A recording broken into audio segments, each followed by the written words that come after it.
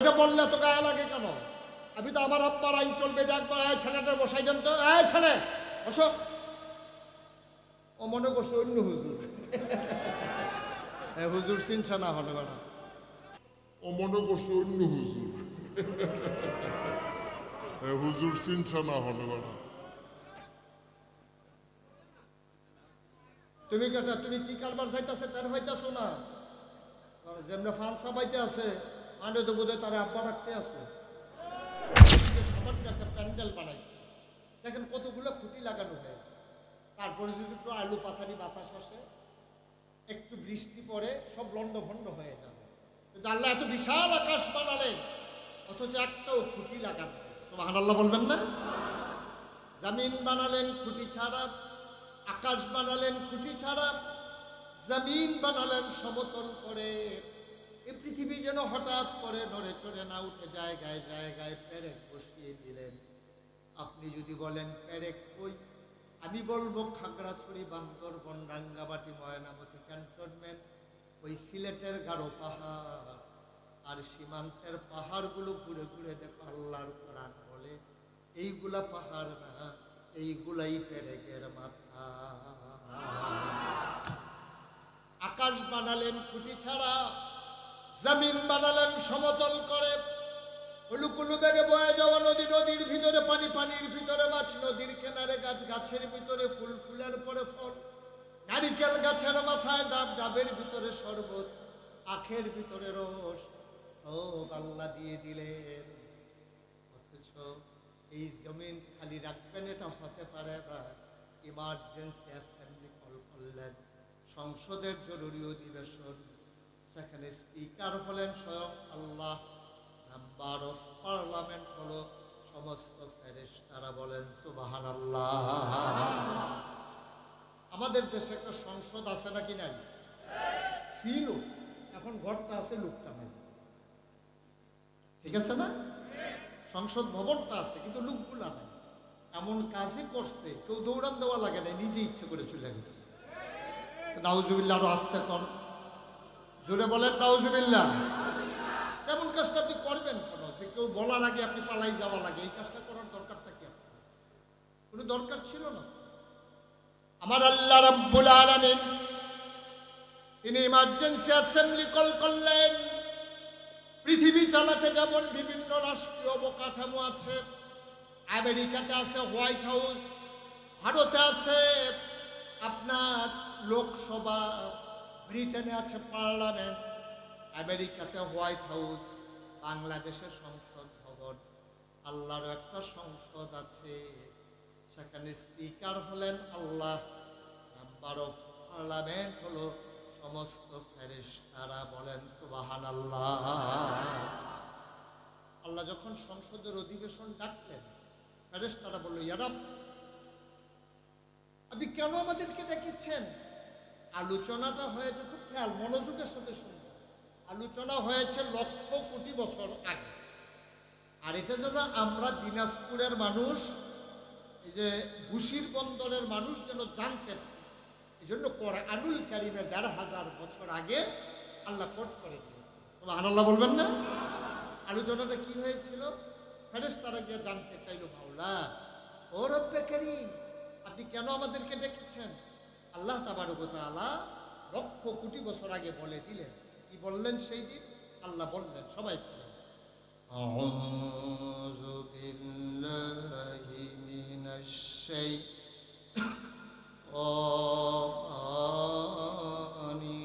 রাজীম,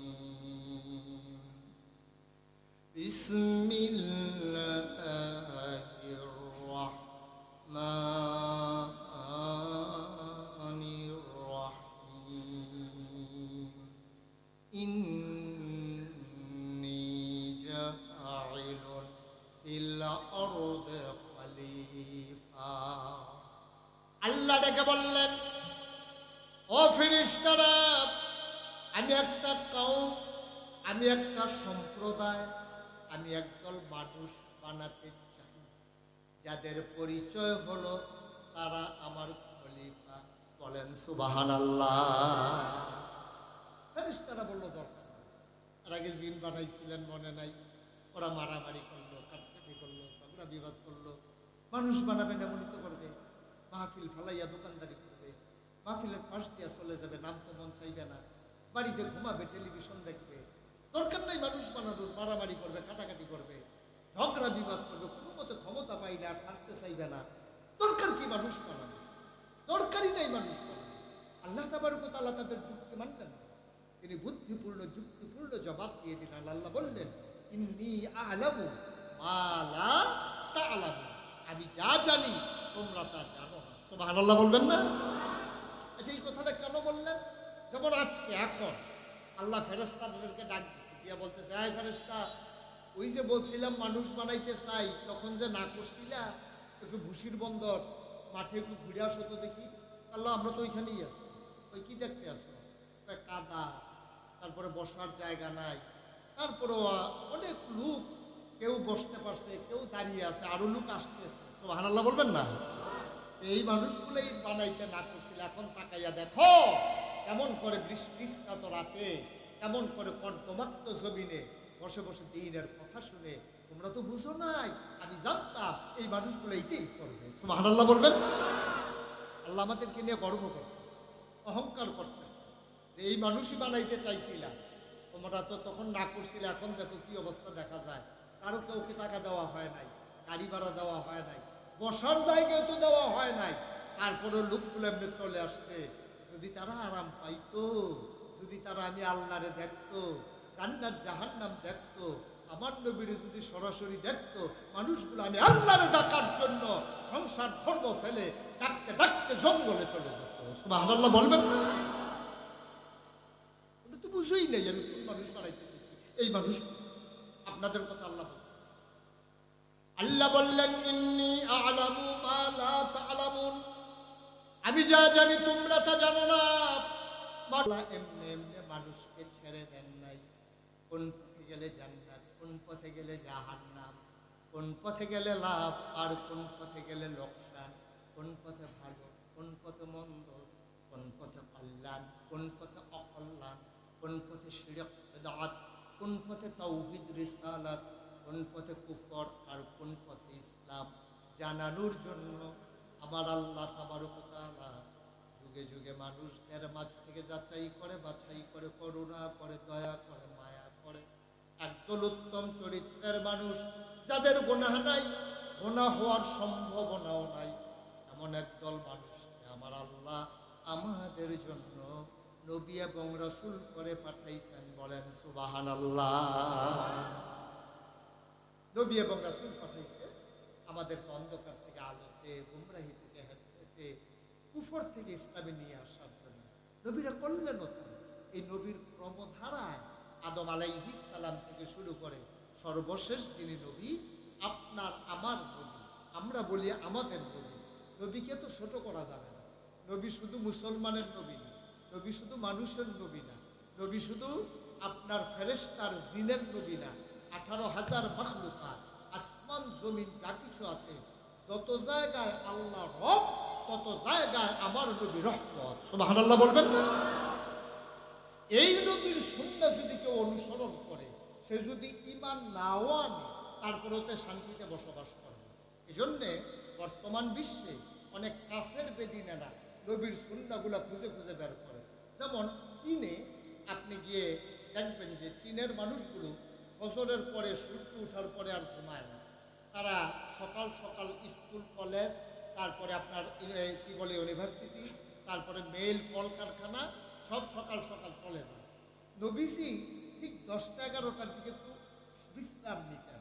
ওদের অফিসগুলোতে, ওদের প্রতিষ্ঠানগুলোতে এমনভাবে ব্যবস্থা আছে, অফিসে কাজ করতে আছে, সুইচ টিপ দিলে চেয়ারটাই বিছানা হয়ে যায়। তখন তারা 1-1.5 ঘন্টার জন্য শুয়ে যায়। আবার দুপুরবেলা খাওয়া দাওয়ার পরে তারা আবার আধা ঘন্টা 1 ঘন্টা কাইলুলা করে। এটা আমাদের নবীর সুন্নাহ থেকে নিয়ে নিয়েছে, অথচ তারা মুসলমান না। চীন আজকে বিশ্বের অন্যতম একটা পরাশক্তি এবং এই কি বলে অর্থনৈতিকভাবে একটা ধনী রাষ্ট্রে পরিণত হয়েছে। অথচ আমার দেশে শতকরা 92 জন লোক মুসলমান। আমরা আগাইতে পারলাম না, ওরা কাফেররা আগাই গেল। আজকে বিশ্বের যত বড় বড় বিল্ডিং আছে সব কাফেরদের, যত দামি দামি গাড়ি আছে সব কাফেরদের, যত বড় বড় ব্যাংক আছে সব কাফের, যত টাকা পয়সা সব কাফের, যত সুন্দর মানুষ সব কাফেরদের মাঝে, যত ধনী মানুষ সব কাফেরদের মাঝে। তাহলে কাফেরেরা আল্লাহকে অস্বীকার করার পরে নবীকে নবী বলে স্বীকার না করেও তারা এত শান্তি পাইল। আমরা আল্লাহকে বিশ্বাস করলাম, নবীকে নবী বলে মেনে নিলাম, কিন্তু আমরা কেন শান্তি পাইলাম না? কারণ কাফেররা নবীর সুন্নাহকে আঁকড়ে ধরেছে, আর আমরা নবীর সুন্নাহকে ঝেঁটিয়ে পিটিয়ে বিদায় করে দিয়েছে। ঠিক কিনা বলেন? আপনি পানিতে নাইমা বলবেন গা যেন না ভিজে, নামবেন পানিতে বলবেন গা যেন না ভিজে, তো এটা কেমনে সম্ভব? আপনি থাকবেন শুকনাতে বলবেন ভিজে যেন যাবে। শুকনাতে দাঁড়াই থেকে যেমন ভেজা যাবে না, আবার পানিতে নেমে যেমন শুকনা থাকা যাবে না। আল্লাহকে অস্বীকার করে আল্লাহর দিন না মেনে নবীর সুন্নায় না এসে জীবনে শান্তি কেউ পায় নাই, আপনিও পাবেন না। ঠিক কিনা বলেন? সহজ সহজ হিসাব, কোনো কঠিন ওয়াজের কথা না। আর নাইলে কাফেরের দেশে এই কারবার হয় না, আমার দেশে এই কারবার হয় কেন? আমার দেশে আপনারা শুনছেন না, পত্রিকায় টেলিভিশনে দেখছেন না, ভোলাগঞ্জে মানুষ যাইতো পাথর দেখার জন্য, যেন কেউ দেখতে না পারে এই জন্য পাথরগুলো সবাই লুকাই ফেলছে, পাথর যেন দেখা না যায়। এই জন্য যার যেমনি ইচ্ছে করো মতো ভাগ কইরা যার যেমনি পাথর নিয়ে গেছে। এইটার নাম বাংলাদেশ। কিভাবে সম্ভব? কিভাবে সম্ভব? প্রাকৃতিক একটা সৌন্দর্যের জায়গা এই ভোলাগঞ্জ, জাফলং, বিছনাকান্দি, সিলেটের সব জায়গাগুলোতে আমি গেছি, কোম্পানিগঞ্জ, এই জায়গাগুলো সাদা পাথরের ভরপুর, এত সুন্দর, মনে হয় যেন পাথরের ফাঁকে ফাঁকে পানি চলে যায়। আপনি মনে করবেন এখানে বোধহয় হাঁটু পানি, আপনি পয়টা দেখবেন লুঙ্গি ভিজে গেছে, পুরো কোমর শরীর পুরো পানির নিচে চলে গেছে, এত স্বচ্ছ পানি, পাহাড়ি ঝর্ণার পানি। এই পাথরগুলোকে লুটে পুটে খেয়ে ফেললো কাফেরেরা, বেদিনেরা না, অন্য দেশের মানুষ না, আমার দেশের মানুষ। ঠিক কিনা বলেন? এত নাদান, এত নাদান কেন? পাহাড় সুদ্ধা খাইয়া ফেলা, হজম শক্তি খুব ভালো, মাশাআল্লাহ, হজম শক্তি এতই ভালো, পাহাড় সুদ্ধা পাথর সুদ্ধা খাইয়া হজম করে ফেলা। ওই দিন দেখলাম একজন লেখছে, ভাই সিলেটে আর গিয়া লাভ নাই, পাথর নাই, যারা যারা কক্সবাজার যাইতে চান বালুগুলো নিয়ে যাওয়ার আগে তাড়াতাড়ি, কারণ বালুগুলা নিয়ে গেলে আপনি কই গিয়ে নামবেন, নামারও তো জায়গা। আহারে বাংলাদেশ, নাউজুবিল্লাহ বলবেন না? জোরে বলেন নাউজুবিল্লাহ। আমার আল্লাহ রাব্বুল আলামিন এই মানুষগুলো যেন এমন করতে না পারে, মানুষগুলো যেন নিজের ধ্বংস নিজে টেনে আনতে না পারে, মানুষগুলোর জীবন যেন শিয়াল কুকুরের জীবন না হয়ে যায়।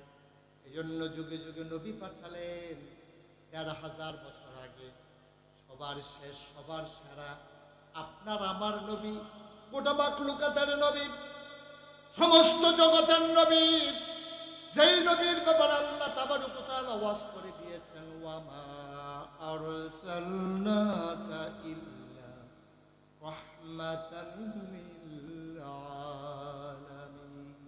সমস্ত জগৎ সমূহের জন্য তিনি রহমত, এই নবীকে আল্লাহ। সুবহানাল্লাহ বলবেন না? জোরে বলবেন না সুবহানাল্লাহ? তো তিনি কিন্তু শুধু আমাদের নবী না, তিনি সবার নবী, উটের নবী, ঘোড়ার নবী, ছাগলের নবী, ভেড়ার নবী, মানুষের নবী, জিনের নবী, ফেরেশতার নবী, গাছপালার নবী, তিনি সবার নবী। সুবহানাল্লাহ বলবেন না? এই নবীজি তিনি আসলেন মক্কায়, এই মক্কায় এসে তিনি দেখলেন মানুষগুলা বড় বড় বেদুইন, রাজা বড় বরুক্ষ, মন যা চায় তাই করে, বাপ মারা গেছে, শেষ বয়সে বাবা একটা বিয়ে করছে, বুড়া বাবা মারা গেছে, মা রয়ে গেছে জোয়ান। এখন সব ভাইয়ারা মিটিং এ বসে, আব্বা যে মারা গেল, মাকে আমরা কি করব? অল্প বয়সে তার যে প্রথম স্ত্রী মারা গেছে, আগের ঘরের সংসারে ছেলে মেয়ে আছে, এখন বউ গেছে মারা, সেই লোক আবার বিয়ে করছে। এখন বিয়ে করার পরে সেই লোক কিছুদিন পরে মারা গেছে, বউ হয়েছে জোয়ান। এখন বউ হয়ে গেছে যুবতী, লোক গেছে মারা। এখন এই মহিলা তো আগের বাচ্চাদের মা, যদিও মা, এখন কি করা? সব ভাইয়ারা মিলে মিটিংয়ে বসে, ভাই সাহেব চলে আমরা মিটিংয়ে বসে আম্মার ব্যাপারে কি সিদ্ধান্ত নেওয়া যায়। 5 ভাই মিল্লা মিটিংয়ে বসে সিদ্ধান্ত নিচ্ছে, ভাইয়া বড় ভাইয়ের করতে আছে, ভাই আম্মার যাবে কই, আব্বা যেহেতু নাই, আপনি আম্মারে বিয়া করেন। নাউজুবিল্লাহ বলবেন না? নবীজি আইসা দেখে এই কারবার, সৎ মারে ওরা বিয়ে করা এটা গোনার কাজ মনে করত না। কন্যা সন্তানকে মাটিতে পুঁতে ফেলা এটা তারা গোনার কাজ মনে করত না। উলঙ্গ হয়ে কাবার চতুর্পার্শ্বে তাওয়াফ করা গোনা তো মনে করতোই না, তারা মনে করতো এটাই সোয়াবের কাজ। তো তারা অনেকে জিজ্ঞেস, ভাই আপনি কাবা ঘর তাওয়াফ করবেন, কাপড় চোপড় সব খুলে নিছেন কেন? যে ভাই অনেক বুদ্ধি করে খুলছি, কারণ এই কাপড় চোপড় এইগুলা তো হারাম কামাইয়ের টাকা দিয়ে কিনা, তো সুন্দর আল্লাহর সাথে আবার চতুর্পার্শ্বে তাওয়াফ করব, হারাম টাকায় কেনা কাপড় পইরা এই তাওয়াফ করা ঠিক হবে না। এই জন্য আল্লাহ যেমনে পাঠাইছে এমনি আল্লাহর দরবারে নেমে গেছি। অর্থাৎ আল্লাহ কাপড় ছাড়া বের করছে মায়ের গর্ভ থেকে, আমরা সেই কাপড় ছাড়াই নেমে গেছে। হারাম টাকার জিনিস দিয়া কাবা ঘরের চতুর্পার্শ্বে তাওয়াফ করা ঠিক হবে না, এটা গোনার কাজ হবে। এই জন্য ওরা উলঙ্গ হয়ে তাওয়াফ করতে এটাকে গোনা মনে করতো না। নাউজুবিল্লাহ বলবেন না? এই মানুষগুলোর কাছে নবী আসলেন। নবী এসে দেখলেন মানুষগুলো বর্বর বেদুইন, যাযাবর, মূর্খ, ভদ্রতা সভ্যতা বলতে কোনো জিনিস নাই, যার যেমনে মন চায় চলতে আছে। নবীজি আবার দ্বীনের দাওয়াত দেওয়া শুরু করলেন। আল্লাহ নবীকে ডেকে সূরা আহজাব 21 পাড়ায় সর্বশেষ সূরা, যে সূরা শুরু হয়েছে 21 পাড়ায় চলে গেছে 22 পাড়ায়, সেই সূরায় আল্লাহ কত সুন্দর করে নবীকে ডেকে বললেন, ও নবী, যদি মানুষগুলাকে শুধরাতে চান, ভালো মানুষ বানাতে চান, আগে নিজের ব্যাপার আপনার ব্যাপারে ওয়াজ করতেছি। আল্লাহ নবীকে ওয়াজ করলেন। এই ওয়াজ শুধু নবীকে না, এই ওয়াজ আমরাও পড়ে গেছি, বলেন সুবহানাল্লাহ। আল্লাহ কি ডাকলেন আসুন মন দিয়ে শুনে। আল্লাহ বলছেন, সবাই পড়েন আমার সাথে, দুধ শয়তান থেকে ফেলে হয়েছে, যিনি রহমান যিনি রাহিম, তার নামে শুরু করি। সবাই পড়েন, আউযু বিল্লাহি মিনাশ শাইতানির রাজিম। বিসমিল্লাহির রাহমানির রাহিম। ইয়া আইয়ুহান নাবিয়্যু তাকিল্লাহ ওয়া লা তুতি'ল কাফিরিনা ওয়াল মুনাফিকিন ইন্নাল্লাহা কানা আলিমান হাকীমা ওয়াত্তাবি' মা ইউহা ইলাইকা মির রাব্বিক ইন্নাল্লাহা কানা বিমা তা'মালুনা খাবীরা ওয়াতাওয়াক্কাল আলাল্লাহ ওয়া কাফা বিল্লাহি ওয়াকিলা। আল্লাহ বলছেন, ইয়া আইয়ুহান নবী, হে নবী, আপনি মানুষগুলোকে ভালো বানাবেন, অন্যায় থেকে ফিরিয়ে আনবেন, তাদেরকে জুলুম থেকে ইনসাফে নিয়ে আসবেন, বর্বর থেকে সভ্য বানাবেন, তাদেরকে আধুনিক আল্লাহওয়ালা পরহেজগার মানুষ বানাবেন। তাইলে একটা কাজ আপনি করা লাগবে। ইয়া আইয়ুহান নবী, হে নবী, আপনি সবার আগে একটা কাজ করেন, ইত্তাকিল্লাহ, আপনি ভয় পাবেন। কোনো রাষ্ট্রযন্ত্র কেনা, পুলিশ কেনা, র্যাব না, গোয়েন্দা না, তথাকথিত ক্ষমতাসীন না, আপনি ভয় পাবেন কেবলমাত্র শুধুমাত্র একমাত্র আমার আল্লাহ। কাউকে ভয় পাওয়া যাবে না। কিসের গোয়েন্দা, কিসের র্যাব, কিসের পুলিশ, কিসের সেনাবাহিনী, কিসের তথাকথিত ক্ষমতা, কিসের মন্ত্রী, কিসের এমপি, কারো কাছে মাথা নত করা যাবে না। কাউকে ভয় পাওয়া যাবে না।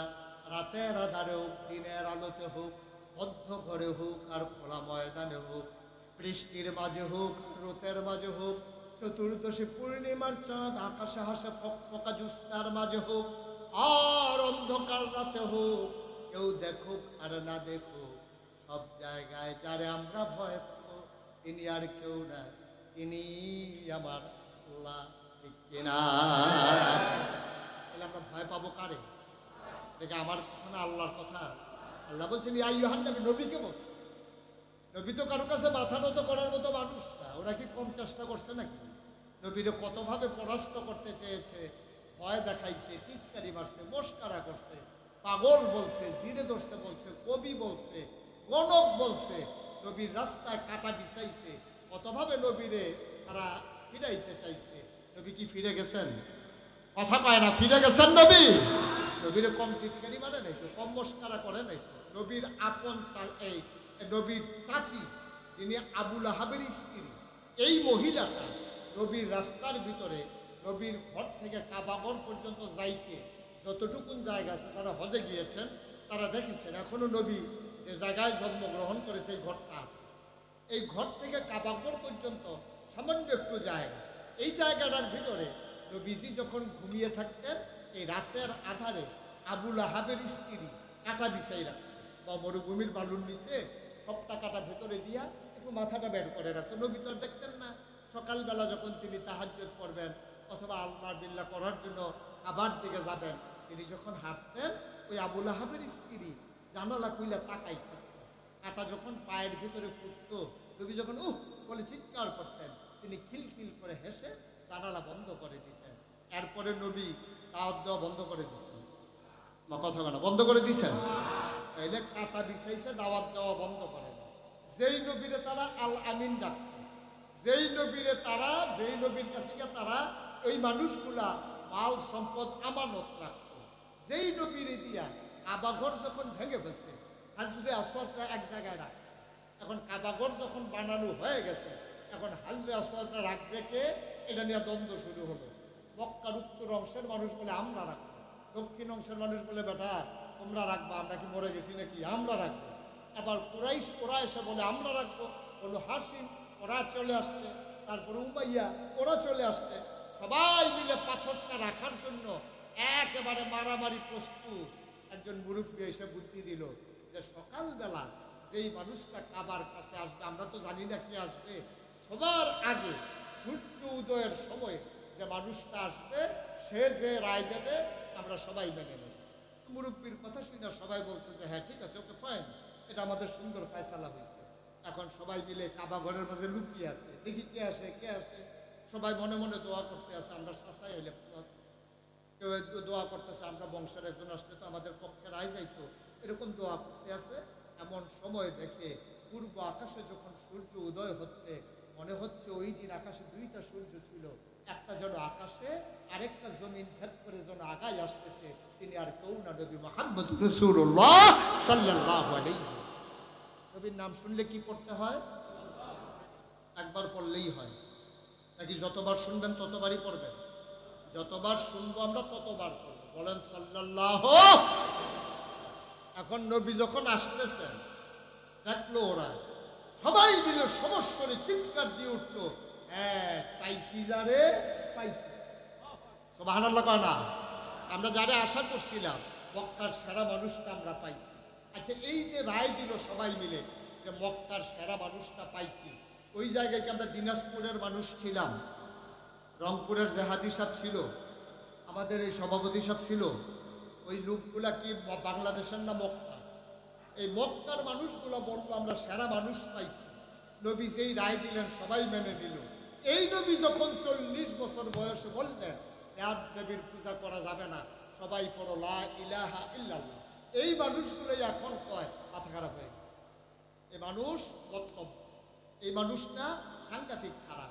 ঠিক এমনি করে হুজুর 24 ঘন্টা যদি ওয়াজ করে, 50 বছর যদি ওয়াজ করে, হুজুরের ওয়াজে কোনো সমস্যা নাই। যেই মাত্র হুজুর বলে আল্লাহর জমিনে আল্লাহর আইন চাই, তখন আর হুজুর ঠিক থাকে না। ঠিক কিনা বলে? আল্লাহর জমিনে আল্লাহর আইন চাই, এটা যদি বললে অন্যায় হয়, আপনারা একটু বলেন দেখি আল্লাহর জমিনে কার আইন চান? জমিনটা কার? আর হুজুরে কোন কার? আমার বাপ দাদা, আপনার বাপ দাদা, এই জমিন কার? আমরা কার? তাহলে আইন চলবে কার? এটা বললে তো গায়ে লাগে কেন? আমি তো আমার আব্বার আইন চলবে, এটা একবার ছেলেটা বসাই দেন তো, ছেলে বসো। ও মনে করছে অন্য হুজুর। হুজুর চিনছে না হলে বেড়া। তুমি কেটা, তুমি কি কারবার যাইতেছে টের হইতেছো না? যেমন ফালসা বাইতে আছে, মানে তো বোধহয় তারা আব্বা রাখতে আছে। এটা খেয়াল করে শুনো। তাইলে আমরা কার? এই জমিন কার? এখন আমি যদি বলতাম এই আপনারা আমাকে এই দাওয়াত দিয়ে আনছেন, আমি এমনি আসি নাই, এখন থেকে দিনাজপুরে আইন চলবে আমার, তাহলে এটা আপনারা দুষ বলতে পারতেন। আমি তো আমার আইনের কথা বলি না, আমার বাবার আইনের কথাও তো বলি না, আমার দলের আইনের কথাও তো বলি না। আমরা কার? আরে জুড়ে কোন আমরা কার? এই জমিন কার? তাহলে বিবেক কি বলে এই জমিনে আইন চলবে কার? আল্লাহর জমিনে আল্লাহর আইন চলবে না তো কার আইন চলবে? আমার সকল কথা বলতে গেলে থামিয়ে দিতে মন চায়। আমি বলি সেই দিন আর নাই, অনেক হয়েছে তামাশা। ঠিক কিনা কও? কথায় কথায় ওই যে ছেলেরা 24-এর গণঅভ্যুত্থানে কি স্লোগান দিছিল, তারা বলছিল কথায় কথায় বাংলা স্যার, বাংলা কি তোর বাপ দাদা? সত্য কথা তো সত্য, ঠিক কিনা কও? তুমি আমার বাংলা ছাড়তে বলো, তোমার যেমন বাংলা আমারও তো বাংলা, ঠিক কিনা কও? তাহলে আমি বাংলা ছেড়ে দেবো, তুমি থাকবা কেমন এখানে? কথায় কথায় বাংলা স্যার যেমন বলা যাবে না, এমনও দিন গেছে ওলামায়ে কেরাম মিম্বারে বসে আলোচনা করছে, তাদেরকে নামিয়ে দেওয়া হয়েছে, ঠিক কিনা বলো? এমনও দিন গেছে মঞ্চ থেকে কোরআনের আলোচনা থামিয়ে দিয়ে তাদেরকে বেজ্জতি করে আলেমদেরকে নামিয়ে দেওয়া হয়েছে। 24-এর গণঅভ্যুত্থানে ছেলেরা যেমন বলেছিল কথায় কথায় বাংলা ছাড়, বাংলা কি তোর বাপ দাদার? আজকে আলেম ওলামার বলার সময় এসেছে কথায় কথায় মেম্বার ছাড়, মেম্বার কি তোর বাপ দাদার? ঠিক কিনা বলো?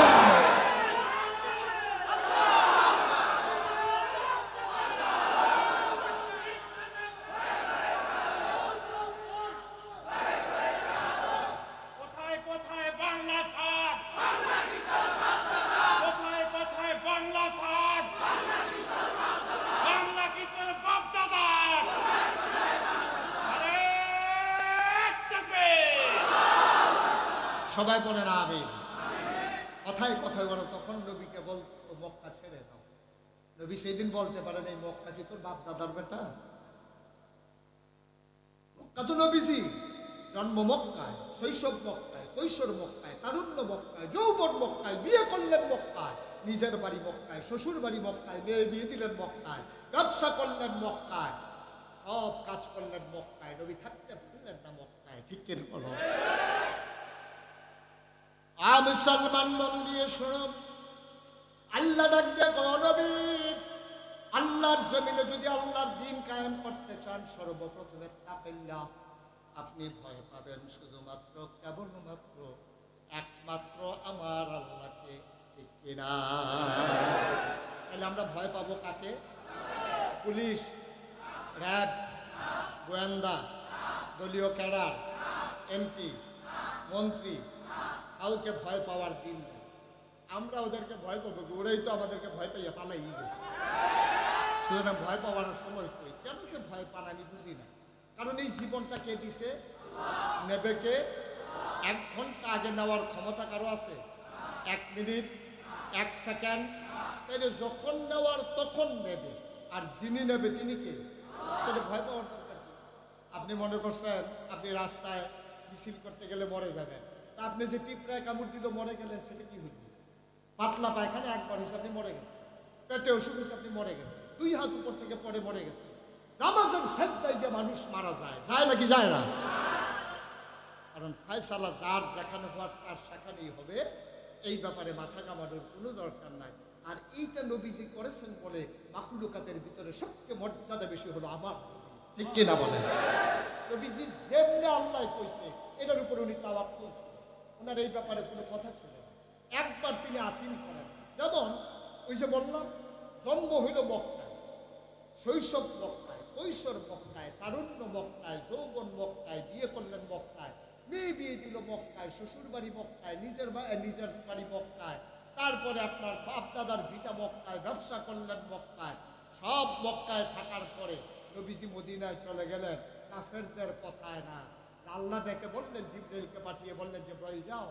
জিবরাইল এসে বলেন আসসালাতু ওয়াসসালামু আলাইকা ইয়া রাসূলুল্লাহ। নবীজি বললেন ওয়া আলাইকুম আসসালাম ওয়া রাহমাতুল্লাহ। জরুরি কোনো খবর? যে হ্যাঁ ইয়া রাসূলুল্লাহ, ফায়সালা এসেছে, আপনি মক্কা ছেড়ে মদিনায় চলে যাওয়া লাগবে। সুবহানাল্লাহ বলবেন না? ওই এতদিন তো জান নাই নবী, নবীরে তো পাথর মারা হয়েছে। ওই যে চাচি কাটা বিছের একটা কথা মনে আছে না সবার? চাচি কাটা বিছাইয়া জানালা দিয়ে তাকাই থাকে, যেই মাত্র নবীর পায়ের কাটা ফুড়ে নবী উহ বলে যখন কান চিৎকার করে, চাচি খিলখিল করে জানালা বন্ধ করে দেয়। আল্লাহ দেখে নাকি দেখে না?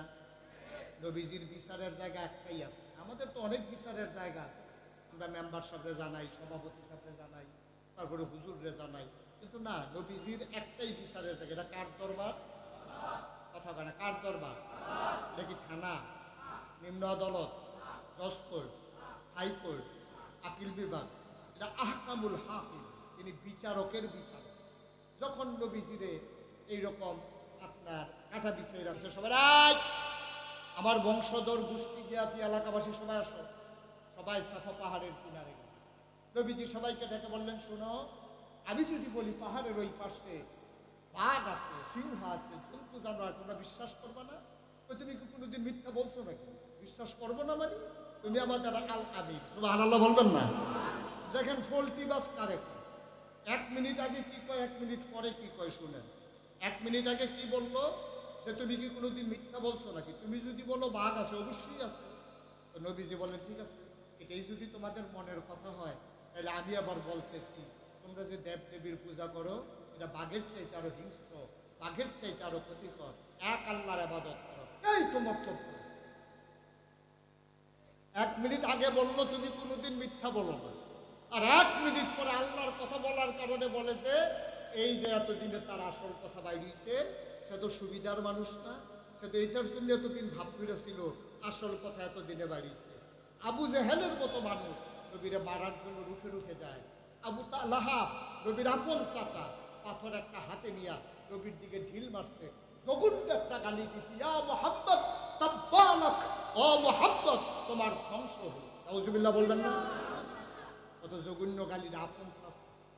নবীজি চোখের পানি ছেড়ে দিছে, আব্বা দুনিয়াতে নাই, আমার আব্বা আব্দুল্লাহ জন্মের আগে মারা গেছে, আম্মা 6 বছর বয়সে, 9 বছর বয়সে দাদা, চাচা আবু তালেবের ঘরে মানুষ হইলাম, আর আজকে আমার আপন চাচা আবু তালেব, উনি সবার সামনে আমাকে এত বড় গালিটা দিতে পারলো। ইয়া মুহাম্মদ তাব্বালাক, কথাটা মনে রাখি, কি বলছিল? ইয়া মুহাম্মদ তাব্বালাক, ও মুহাম্মদ তোমার ধ্বংস হোক।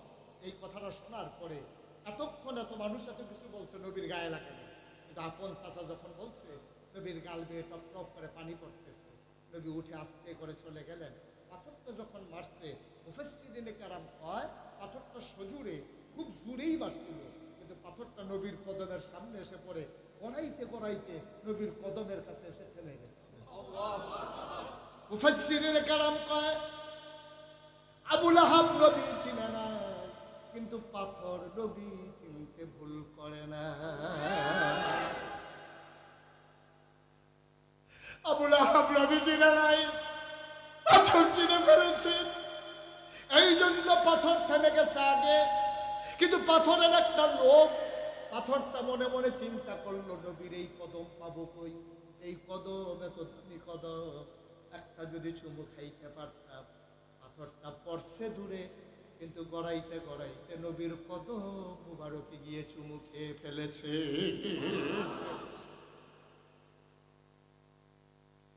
মুসলমান মন দিয়ে শুনো, গভীর মনোযোগ। আল্লাহর নবী মাথা নিচু করে উঠে গেলেন।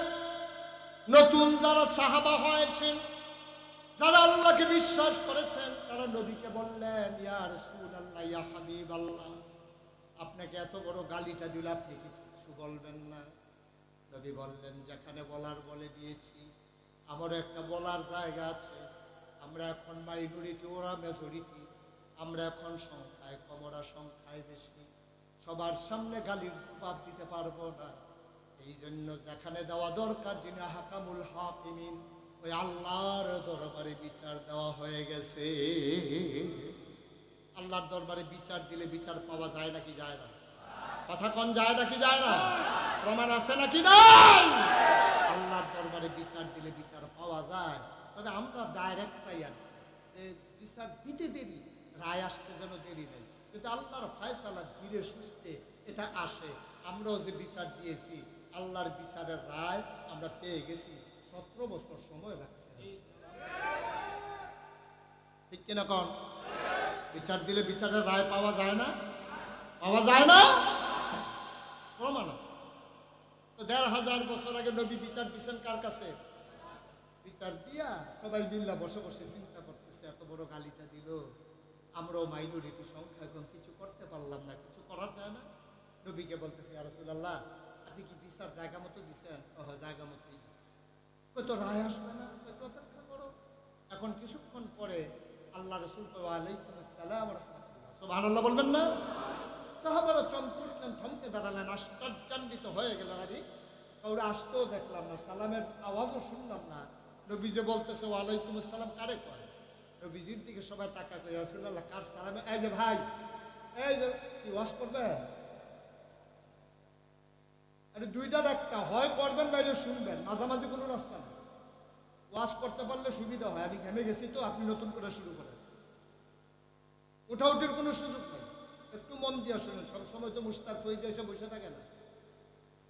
একটু মন দিয়ে শুনেন। আমরা উঠবো না, আমরা শেষ করে দেবো কয়েক মিনিটের ভিতরে। আমরা লম্বা সময় আটকে রাখবো না, কারণ এই গরমের মাঝে আপনাদের যে কষ্ট হচ্ছে, একটু বোধ আমার আছে ইনশাআল্লাহ। সবাই কোন আমিন জুড়ে, আরো জুড়ে। নবীজিকে এই আল্লাহ তাবারক ওয়া তাআলা এবার বিচারের রায়, বিচার দিয়েছেন কার কাছে?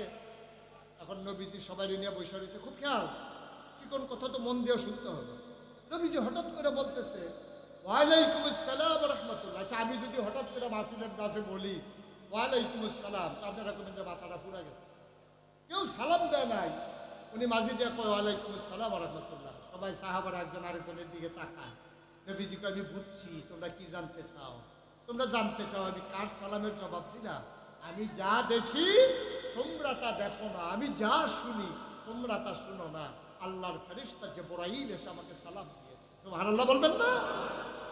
জিবরাইল এসে তাকে কয় আসসালাতু ওয়াসসালামু আলাইকা ইয়া রাসূলুল্লাহ। নবী কয় ওয়ালাইকুম আসসালাম ওয়া রাহমাতুল্লাহ। আবার জিবরাইল কয় ইয়া রাসূলুল্লাহ, আপনি কি আল্লাহর কাছে কোনো বিচার দিছিলেন নাকি? কয় একটা বিচার তো দিছিলাম। কয় কি ব্যাপারে? কয় লাহাব, আমাকে আবু লাহাব পাথর দিয়ে ঢিল মারছিল, গালি দিছিল, এই বিচারটা আমি আল্লাহর কাছে দিছিলাম। রায় তো চলে আসছে। নবীজি মুচকি হেসে কয় শোনাই দাও। জবাবটা সবাই পারি, চলেন সবাই পড়ি। আউযু বিল্লাহি মিনাশ শাইতানির রাজীম। বিসমিল্লাহির রাহমানির রাহিম। তাব্বাত ইয়াদা আবি লাহাবিন ওয়া তাব মা আগনা আনহু মালুহু ওয়া মা কাসাব সায়াসলা নারান যাতা লাহাব ওয়া ইমরাআতুহু হাম্মালাতাল হাতাব ফি জিদিহা হাবলুম মিন মাসাদ। ওই আবু লাহাব বলছিল, ইয়া মুহাম্মদ তাব্বালাক। যেই শব্দটা দিয়ে গালি দিছে, ওই শব্দটা দিয়ে কোরআনের রায় চলে আসছে। বলছিল, ও মুহাম্মদ তোমার ধ্বংস হোক। আর আল্লাহ তাব্বাত ইয়াদা, ধ্বংস হয়ে গেছে। ইয়াদা, দুই হাত, আবি লাহাব, আবু লাহাবের। সুবহানাল্লাহ বলবেন না? দেখছেন তো, যেই শব্দ দিয়ে গালি দিছে, এই শব্দ দিয়ে আল্লাহ জবাব। তাব্বাত ইয়াদা, ধ্বংস হয়ে গেছে দুই হাত, আবি লাহাব, আবু লাহাব। এখন আল্লাহ কয় হাত বলছে? আরে কথা কয় না, কয় হাত? আবু লাহাব কি ঢিল মারছিল দুই হাতে না এক হাতে? তো ঢিল মারলো এক হাতে। আল্লাহ কয় দুই হাত ধ্বংস হয়ে গেছে, তাই আরেক হাতের কি দোষ? এটা এটা এটা এটা কি ধরনের ইনসাফ হইল? মারছে বাপ, এই লোক দিয়ে বাপেরে, ফুতেরে, বউয়েরে সবাই ফিরে। এই বেটা গাড়ে বেড়া আমারে আরো মার, বউয়েরে মানুষ কি লিগা? তোমার বউয়ে ভাত খাওয়াইছে দেখে তো জুড়ে গিয়ে তুমি এই কারবার করতে আসছো। এখন বউয়ের হইলো হেই দোষ, রান্না করে ভাত খাওয়াই কে? এখন আবু লাহাবকে কইছে এক হাত ধ্বংস হোক। আবু লাহাবে তো এক হাতে ঢিল মারছে। আল্লাহ বলতে পারতো আবু লাহাবের এক হাত ধ্বংস হোক। আল্লাহ কই দুই হাত ধ্বংস হয়ে গেছে। কারণটা কি? মুফাসসিরিনে কেরাম কয় তোমার আকল দিয়ে আল্লাহ চলে না, তোমার বুদ্ধি দিয়ে আল্লাহ চলে না। বাচ্চারা যখন ক্রিকেট খেলে, আপনারা দেখছেন? আরে কথা কয় না, এটা তো ফুটবল খেলার মাঠ, এখানে ক্রিকেট খেলা কি নিষেধ নাকি? বাচ্চারা যখন ক্রিকেট খেলে, এটা কি আপনারা দেখছেন? তো যখন ক্রিকেটে একজন ব্যাট করে আরেকজন বল করে, তো বল করার সময় সে কি একটা হাত গামছা দিয়ে গায়ের সাথে বাইধা নেয়? এক হাতে বল করে আর এক হাত গায়ের সাথে গামছা দিয়ে বেঁধে নেয়। কি করে? এক হাতে বল করে আর এক হাতে এভাবে ঘুরাইতে থাকে। এই হাতে ঢিল মারে, এই হাতে হেইও বলে, ঠিক কিনা কম? এই হাতে হেইও পায়, মানে জোর দেয়, আর এই হাতে বল করে। তাইলে এই হাতের যেই দোষ, ওই হাতেরও এই দোষ। মাছ দরুন্ডার যেই বাদ, গুলারা হুন্ডারও সেই। তাইলে বল এই হাতে বল করে, কিন্তু এই হাতে হেইও পায়, শক্তি যোগায়। এর লেগে আবুল আহাবকে আল্লাহ বলছে তাপ্পাত ইয়াদা, ধ্বংস হয়ে গেছে দুই হাত, কারণ ঢিল মারছে এক হাতে আর এক হাতে জোর জুগাইছে, এই জন্য তোমার দুই হাত ধ্বংস। মুফাসসিরিনে কেরামকে আরো কথা, আল্লাহ কথা কয় কম, বুঝায় বেশি। আল্লাহ বলছে কয় হাত, বা কথা কয় না, কয় হাত? মুফাসসিরিনে কেরাম এটার ভিতরে আছে 10 হাত। কয় হাত? যদিও বলছে 2 হাত, আছে 10 হাত। আমরা বলি কি কি 10 হাত? আমি বলে যাব, আপনারা গনে যাবেন। হ্যাঁ, ডান হাত বলেন 1, ডান হাত, বাম হাত দুনিয়া, আখেরাত, ছেলে মেয়ে বউ, সম্পদ। কয়টা হয়েছে? 6টা। আল্লাহ বলছেন 2 হাত। কয় হাত বলছে? তাব্বাত ইয়াদা, 2 হাত ধ্বংস হোক। মুফাসসিরে কেউ না বলছে 2 হাত, কিন্তু ভিতরে আসে 6 হাত। ডান হাত, আমি আবার বলি, আপনারা গনে যাবেন, দেখি 6টা হয় কিনা। ডান হাত, জুড়ে বলতে হবে, ডান হাত, বাম হাত দুনিয়া, আখেরাত, ছেলে মেয়ে বউ, সম্পদ। কয়টা হয়েছে? আবুল আহাবের ঢিল মারছিল 1 হাতে, আর আল্লাহ তার 6টা জিনিস থাকবে না। ডান হাতও থাকবে না, বাম হাতও থাকবে না, দুনিয়াও থাকবে না, আখেরাতও থাকবে না, ছেলে মেয়ে বউ তার কোনো কাজে লাগবে না, তার সম্পদও কাজে লাগবে না। আমি কই যার কিচ্ছুই নাই, এদও নাই, সে কি আছে? আর সে নিজেই তো নাই। আল্লাহর ফায়সালা বড় কঠিন ফায়সালা। কিভাবে দেখেন আল্লাহ তাবারক ওয়া তাআলা আল্লাহর বন্ধুকে হেফাজত করে কেমন করে শেষ করে দিলেন। আল্লাহ রাব্বুল আলামিন বললেন, ও নবী, এই মক্কা আপনার জন্য অনুকূল পরিবেশ না, আপনি চলে যাবেন মদিনায়। কথাটা সহজ না। আমি যদি এখন বলি, এই যে ভুশির বন্দরের মানুষ, আপনারা সবাই চলে যাবেন রংপুরে, রংপুরের মানুষ চলে আসবে এখানে, আপনি বলবেন হুজুর জীবন দেব, জমিন দেব না, ঠিক কিনা? হুজুর জীবন দিতে পারবো, জমিন দিতে পারবো না, বাপদাদার ভিটা, মায়ের কবর, বাবার কবর সব ফালাই এখান থেকে ব্যবসা বাণিজ্য চলে যাবো, আপনি বললেই হবে। গাছ লাগাইছি এখনো ফল খাই নাই, সুপারি গাছ লাগাইছি এখনো সুপারি দিয়ে একটা পান খাইতে পারি নাই, মাত্র ফুল করছে, আর আপনি বলেন রংপুর চলে যাওয়ার জন্য। আমার লাগানো সুপারি গাছ খাবে রংপুরের বেটা, আমি কি মাইনা নেবো নাকি? এটা যেমন আপনি মাইনা নেবেন না, নবীর সব মক্কায় আল্লাহ ঘোষণা দিলেন চলে যান মদিনায়। নবী আস্তে করে ঘর থেকে বের হলেন, আকাশের দিকে তাকাইয়া কান্দে, সুবহানাল্লাহ বলবেন না? আল্লাহ নবীটাকে কয়, মক্কার আকাশ, তোমার সাথে কোনোদিন আমার আর দেখা হবে না। ও মক্কার বাতাস, তুমি কোনোদিন আমার গায়ে আর লাগবে না। সুবহানাল্লাহ। আকাশ রে, ও আকাশ, আমি তোরে আর দেখবো না। ও বাতাস, তুই আমার গায়ে আর লাগবি না। কান্দে আর মরুভূমির মাঝ দিয়ে হাঁটে, হাঁটতে হাঁটতে চলে গেলেন কাবার কিনারে। কাবার কিনারে দাঁড়াইয়া ছল ছল করে তার চোখের পানি। নবী কাবার গায়ে হাত রাখলেন, কাবারে, ও কাবা, আমি তো এই মক্কায় থাকতে চেয়েছিলাম, তোর যিনি মালিক, আমার যিনি মালিক, তিনি হুকুম করেছেন আমাকে চলে যাওয়া লাগবে। মক্কার মানুষগুলো আমারে থাকতে দিল না রে কাবা, তুই আমারে বিদায় দিয়ে দে, তোর ছায়ায় আমি আর ঘুমাইতে পারবো না, তোর জমিনে আমি আর সন্তান দিতে পারবো না, আমার বিদায় দে। আমি তো থাকতে চেয়েছিলাম, আমার থাকতে দেওয়া হলো না, বিদায় দিয়ে দে কাবা। আনতেছেন নবী অঝরে, হঠাৎ করে তার মনটা চাইল যাওয়ার আগে আবার ভেতরে যদি 2টা রাকাত নামাজ পড়ে যেতে পারতাম। তিনি কাবার কিনারে গিয়া দেখে দরজার ভিতরে বিরাট বড় তালা ঝুলতেছে। নবী জানতেন চাবিটা কার কাছে, চাবিওয়ালার নাম উসমান। তিনি চাবির কাছে তার ঘরের গায়ে দাঁড়ালেন, আস্তে করে দরজায় ধরে নাকি করলেন। মাঝরাত, পাখিগুলো আপন নিরে ঘুমিয়ে পড়েছে, গরুগুলো গোয়াল ঘরে ঘুমায়, পাখিরা আপন নিরে ঘুমায়, নওয়ারিশ কুকুরগুলো নিরাপদ আশ্রয়ে প্রিয়তম স্বামী প্রিয়তমা স্ত্রীকে নিয়ে ঘুমায়, ছোট্ট শিশুরা মায়ের বুকে ঘুমায়, কেউ জাগনা না। আমার নবীজি দরজায় ধরে পড়ান, আরে ভাই উসমান দরজাটা খুলে দাও। উসমান দরজা খুলে বললেন, ওমা তুমি এখনো আছো মক্কায়, দারুণ না দোয়ায় মিটিং হয়েছে, তোমারই যে পাবে সেই কল্লা কেটে নেবে। আল্লাহর নবী বললেন, ভাই তোমাদের এই খবর জিবরাইলের মাধ্যমে আল্লাহ আমাকে জানিয়ে দিয়েছে, আমি মক্কায় থাকবো না, চলে যাচ্ছি, রেডি হয়ে চলে আসছি। যাওয়ার আগে কাবার ভিতরে 2 রাকাত নামাজ পড়ার বড় শখ, চাবিটা কি তোমার কাছে নাই? হ্যাঁ চাবি আছে, দয়া করে দরজাটা খুলে দাও শেষবারের মতো। না, সিদ্ধান্ত হয়েছে তোমার জন্য কাবারটা বন্ধ। ভাই কেউ জানবে না, সবাই ঘুমিয়ে আছে, আমি কারো কাছে বলবো না, দয়া করে খুলে দাও। আল্লাহ নবী খুব করে হাতের ভিতরে ধরলেন, চোখের পানি বেয়ে বেয়ে পড়তেছে।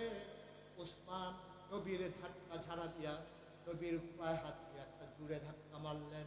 দুজাহানের বাদশাহ নবী, যে নবীর গায়ে মাসি বসতো না, মশা বসতো না, যে নবীর গায়ে সূর্যের আলো পড়তো না, আকাশের মেঘমালা ছায়া হয়ে নবীর গায়ে ছায়া দিত, যে নবীর কদমের নিচে পাথর পড়লে নবীর ইজ্জতে পাথরগুলো তুলার মতো নরম হয়ে যেত, সেই নবীর গলায় ধরে ধাক্কা মারলেন। আল্লাহর নবী উল্টে পড়ে গেলেন। তিনি আস্তে করে দাঁড়ালেন, গায়ের ময়লাগুলো ছেড়ে ছেড়ে ফেলে দিলেন। ডাক দিয়া, উসমান আমার সম্পর্কে তোমার ধারণা নাই, তুমি আমারে ধাক্কা মেরে ফেলে দিছ।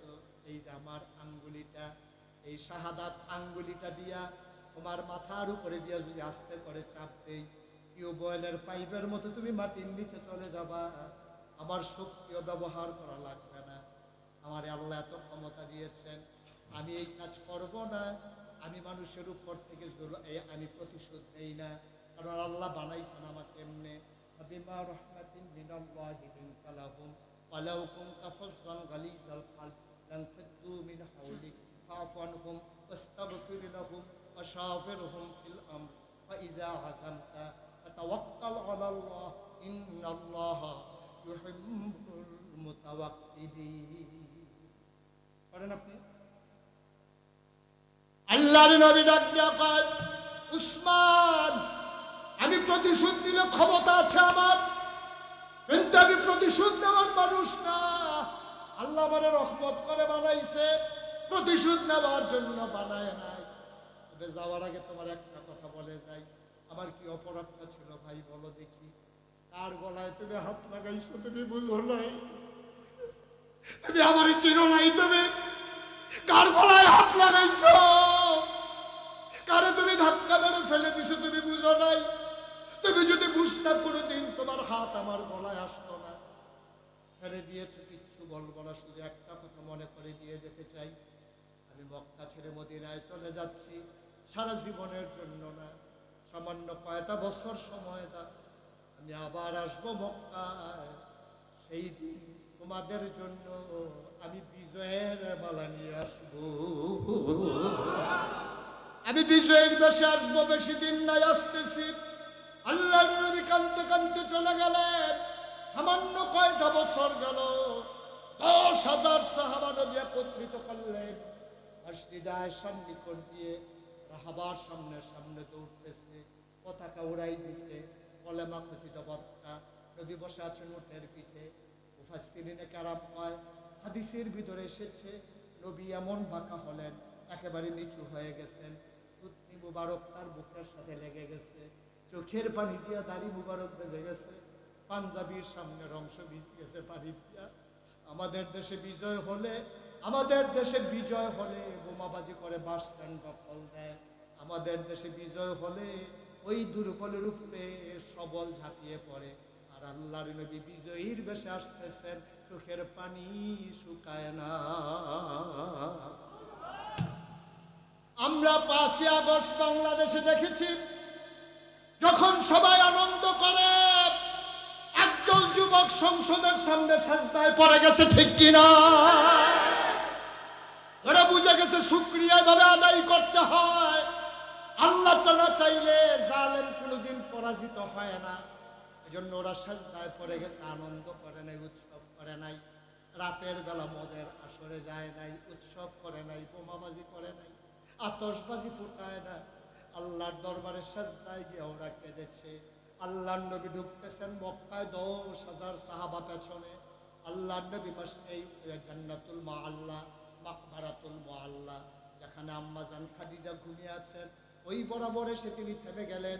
পেছনে 10,000 সাহাবা দাঁড়িয়ে গেলেন। একজন মুরব্বী এসে জিজ্ঞেস করে, ইয়া রাসূলুল্লাহ, ইয়া হাবিবাল্লাহ, কাবাগর তো আরো সামনে, আপনি এখানে কেন থেমে গেলেন? আল্লাহর নবী কয়, আবার একটু দাঁড়াইতে দাও। আজকে ওই মানুষটার কথা বড় বেশি মনে পড়ে গেছে। ওই মানুষটা যদি বেঁচে থাকতো সত্যিই বেশি আনন্দিত হতো। এই কবরস্থানে ঘুমিয়ে আছে। আর সাহাবারা কয়, ইয়া রাসূলুল্লাহ, বুঝলাম না। ওই তোমাদের আম্মা খাদিজা বারবার বলতো মক্কা কবে বিজয় হবে, মক্কায় কবে ইসলামের পতাকা উঠবে, কবে কাবার সামনে আল্লাহু আকবার ধ্বনিতে আযান হবে। তোমাদের মা আমাকে বারবার জানতে চাইতেন। আজকে পতাকা উঠছে, বিজয় হচ্ছে, কলেমার পতাকা উঠতেছে, আযান হচ্ছে, কিন্তু তোমাদের মা আজকে বড়ই খুশি হতো। কিন্তু এই মানুষটা এই কবর দেশে ঘুমিয়ে আছে।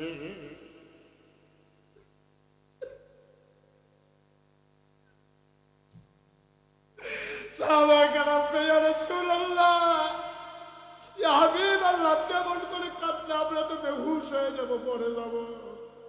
আপনার জন্য সবাই অপেক্ষা করছে, আপনি সামনে আসেন। আল্লাহর নবীর উট ধরে ধরে সামনে নিয়ে যাওয়া হলো। আল্লাহর নবী যখন কাবার দরজা বরাবর গিয়ে দাঁড়ালেন, উট থেকে পা হাত দেওয়া হলো। হযরত আলী ধরে ধরে নামালেন।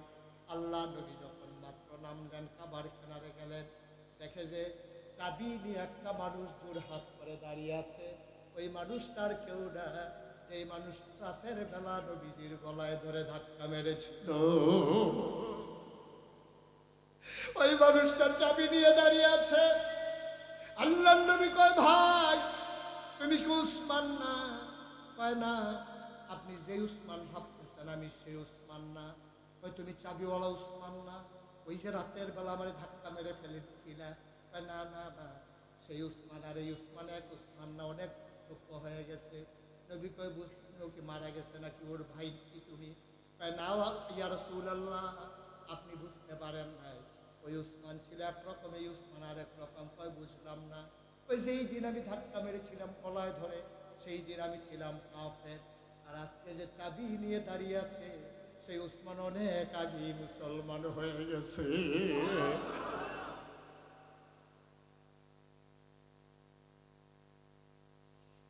দিনাজপুরের মানুষ, খুশির বন্দরের মানুষ, এই নবী তোমার আমার নবী। দিন এমনি এমনি পাও নাই, মুসলমান পরিচয় দাও, মসজিদে ঢুকে যাও, এমনি এমনি মুসলমান পরিচয় দেওয়া শিখো নাই। অনেক রক্তের বিনিময়ে, চোখের পানির বিনিময়ে ইসলাম এসেছে। 35-36 বছর আমি মুশতাক হয়ে যে মাহফিল করি, মাহফিলে কদম দিলে মাহফিলের ওজন বুঝি। আজকে এই ভুশির বন্দর মাঠে মাহফিলে আলোচনার সময় আমার মন সাক্ষী দিয়েছে, তোমাদের মাহফিল আমার আল্লাহ কবুল করে নিয়েছে। সব মাহফিল এক মাহফিল মনে করবা না, সব দোয়া এক দোয়া না। মন সাক্ষী দিয়েছে, সকালেও বৃষ্টি যখন হাঁটু পানি জমিয়ে দিয়েছে, সন্ধ্যার আগেও যখন বৃষ্টির রিমঝিম ধারা শুরু হয়ে গেছে, এখন যখন আকাশে মেঘ আছে কিন্তু বৃষ্টি নাই, সুযোগ করে দিয়েছেন। অবশ্যই আমার আল্লাহ কবুল করে নিয়েছেন, ঠিক কিনা?